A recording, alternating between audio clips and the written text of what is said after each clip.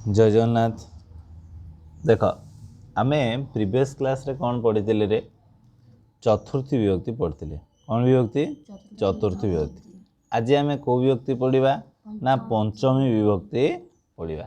देख पंचमी विभक्ति कौन आसे रे कौथे पंचमी विभक्ति हुए आमे जानी अपादान कारक कौन विभक्ति हुए ना पंचमी विभक्ति हुए कि कारक ना अपादान कारक अपादाने पंचमी तामाने इठी चंद्ररु ज्योत्स्ना आसुची बड़ देउलरू पत्थर खसिला तामाने रु ना बड़ देउल रु ना नहीं रु ठारू मानक ठारू होची कौन पंचमी विभक्ति।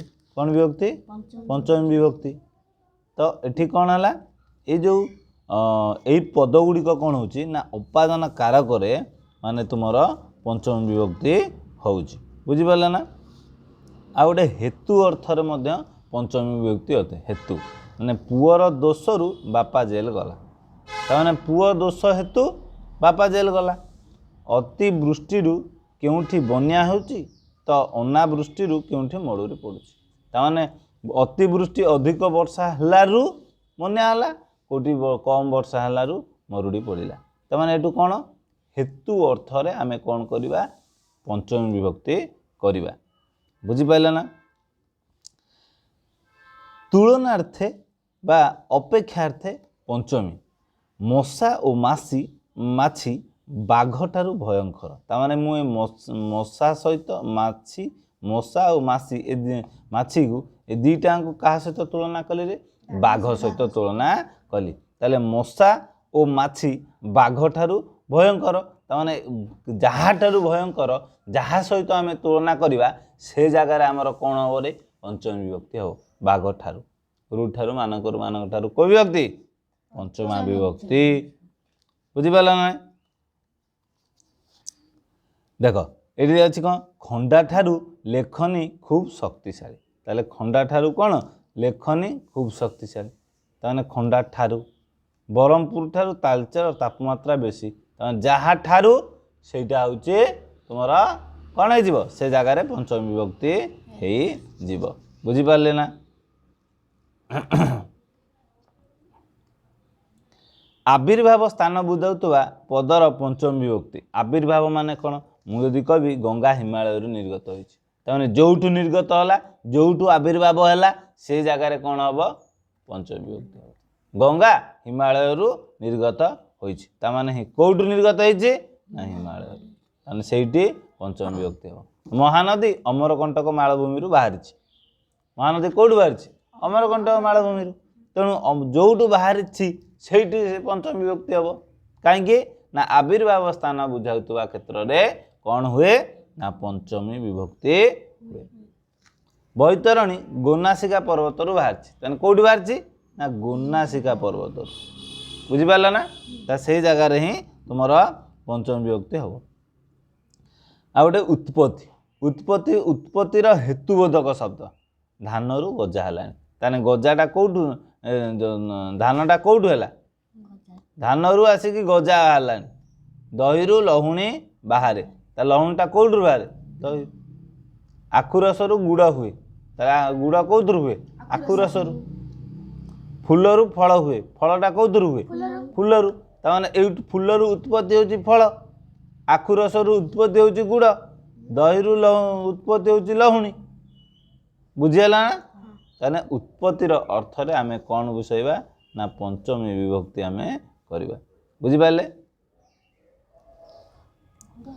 विराम अर्थ बुझाउतवा शब्द जोगे मध्य आमे कौन हुए ना पंचम विभक्ति कहते। जे अध्यवसायरू विरत हुए से उन्नतिर स्वाद चाखी पारे नाही ता माने विरत रहिबा विरत अर्थ माने कौन रहीजिबा कौन रहीजिबा।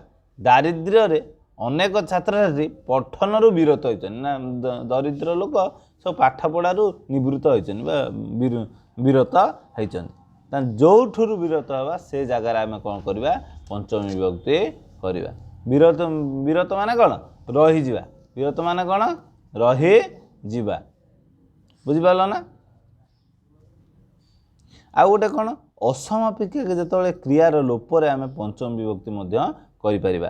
असमापिका क्रिया तुम कथारु एते कष्ट पाइली ना ना तुम कथारु एते कष्ट पाइली ताने कोन कथारु सुनी कष्ट पाइली ना ना काई मु तांकु रेल गाड़ी रु कहली ताने मु तांकु रेल गाड़ी रु कहली माने कोन रेल गाड़ी रे बसी बसी कहली ना ठिया कहली बसी कहली मो भौणी कलिकता राखी पठाई चाहती ताने कलिकता रे रही राखी पठाई चाहती से जगार कौन माने असामयिक क्रिया लोप हेले से असामयिक क्रियार कौन हम ना कर्म और अधिकरण स्थान रे कौन हम ना पंचम विभक्ति आम हम बुझिपारे।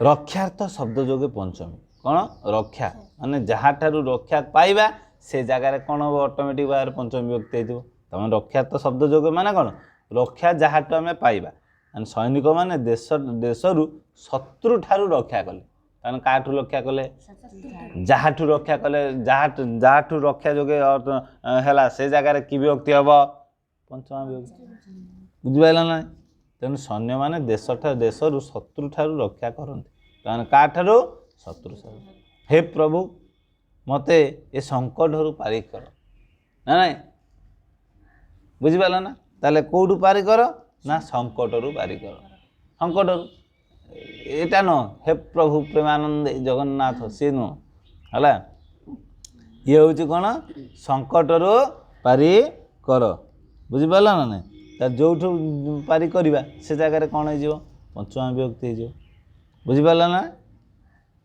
ताने रक्षार्थे कौन है पंचम विभक्ति है। भिन्नार्थ शब्द जोगे पछाबी माने भिन्नार्थ शब्द जोगरे आमे कौन करिबारिबा ना पंचम विभक्ति को जोड़िबा आंब ठारू आंबड़ा पृथक ताने आंब जहा आंबड़ा से नुह अलगा ताने भिन्न अर्थ ना आंब अलगा आंबड़ा मध्य अलगा ताने जहाँ ठारू से भिन्न से जगह आमे कौन करिबा ना पंचम विभक्ति करिबा।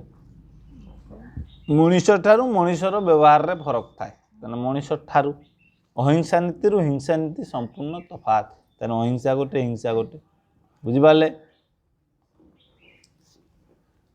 सीमा अर्थ बुझाऊा मार्गवाचक कालपदर पंचम विभक्ति हुए। सीमार अर्थ कौन आरंभ बा अवधि पोखरी तुटारे ढिंकीशाल ढेंकानाल जाए कथा पड़े पोखरी तुटारे कौन ढिंकीशाल ढेंकानाल जाए कथा पड़े पोखरी तुटारे सब एकजुट होते कथा एकदम पड़ी थी ढेंकानाल ढिंकी पाखु ढेंकानाल जाए ना कि जोठू आरंभ हुए से जगार आम कौन करते ना पंचमी विभक्ति करते बुझिपारू।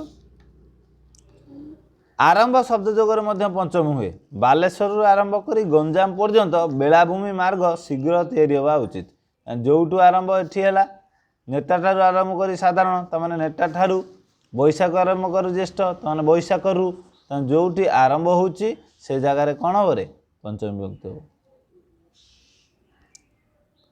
पराजय अर्थर कौन हुए पंचम पाकिस्तान भारत ठारू पराजित है जहाँ ठारू पराजित हवा से जगार पंचम विभक्ति लगे।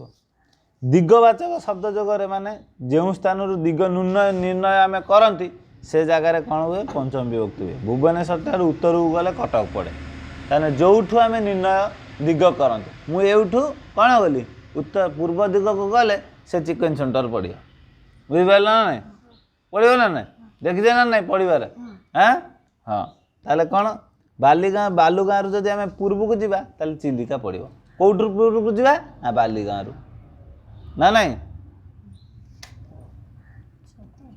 दूर निकट हाँ दूर और निकट शब्द जोगे आम कौन करती पंचम विभक्ति भी करते।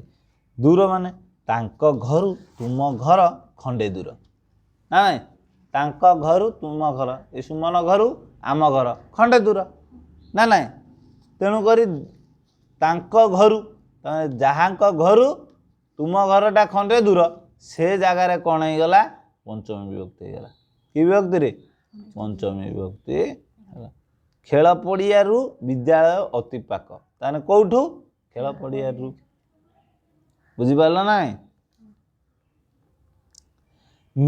ना निवारणार्थ क्रिया जोगे आमे कौन करते पंचम विभक्ति करते तामाने पुओ को असत पथर बारण कर सत पथर चलिए ताले असत पथ ताने ये निवारण कला जनसाधारण दुर्नीति निर्वृत हुंती एटा निवारण ज्ञानी माने भौतिक सुखरू दूरे रुहतु एटा हूँ निवारण अर्थरे आमे कौन करवा पंचम विभक्ति करवा ताले रु ठारू मानकरू ना नहीं एगुड़ा सब कौन रु ठारू मानकरू मानक ठारू एगुड़ा सब हूँ तुमर पंचमी विभक्ति एबे षष्ठी विभक्ति आमे जानिचंती संबंध जोगे आमे कौन करती षष्ठी कौन करती षष्ठी करती कौन करती रे संबंध जोगरे आमे कौन करती ना षष्ठी विभक्ति कर थांती बुझिपाल ना एरा पड़े ना नेक्स्ट क्लास रे नेक्स्ट क्लास रे ठीक अच्छे एतिक आगे पंचम विभक्ति जाए